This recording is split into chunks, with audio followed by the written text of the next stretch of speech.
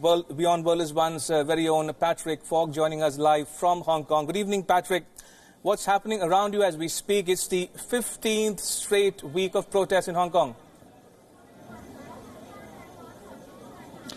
Yeah, that's right. I'm at Victoria Peak, which, if you know Hong Kong, you'll know is a key tourist destination. It's where you come to get some of the most impressive views of Hong Kong's skyline. And people are gathered around here, protesters are gathered around here, I should say, and they're about to form a human chain as a mark of protest. And a little bit later on, they're also going to be lighting up lanterns. It is Mid-Autumn Festival today. It's also known as Lantern Festival, and an important date in the Chinese calendar. I've got one of the lanterns that they're going to be lighting up a little bit later on. You mentioned the demands. This says all 5 demands, not one less, in Chinese on the side here.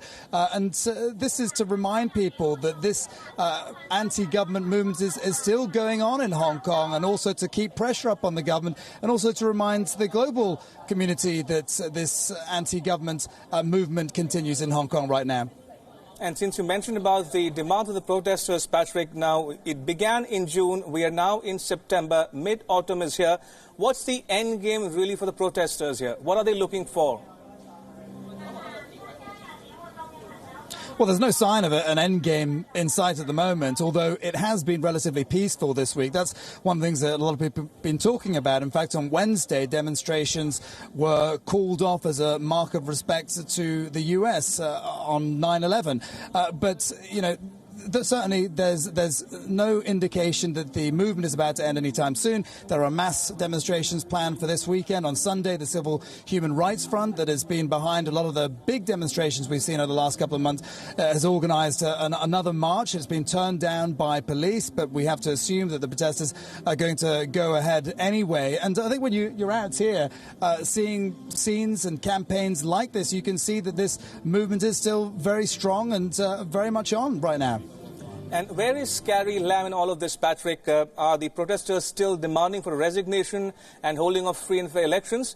Do they still want to be able to choose their own leader going forward? Yeah, well, that is one of the key demands, of course, universal suffrage. There's no indication of the government relenting on that. Carrie Lam really hasn't changed her position at all in recent week, and has angered a lot of people because she comes out with these press conferences every week where she's not really responding to any of people's demands. And, you know, notably, just in the last couple of days, a prominent pollster in Hong Kong has warned that from his studies, that a lot of young people are becoming more accepting of violence as a form of campaign, because they have found that peaceful protest just hasn't worked. And he's also warned the government that this now is the sort of window of opportunity, if you like, to try and engage with protesters and start this dialogue that they keep saying that they're going to initiate, but haven't done so yet. And very quickly, Patrick, have you heard from Carrie Lam or her aides on the specific demand for instituting an independent investigation into police brutality?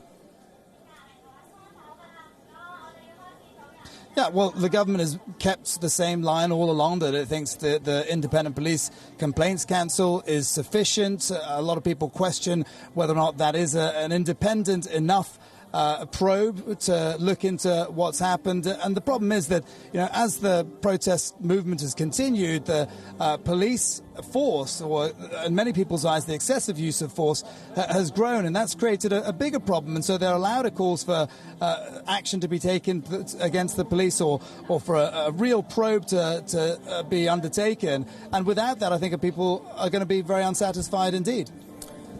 All right, on that note, Patrick Fogg in Hong Kong, thank you so much for that. I appreciate it.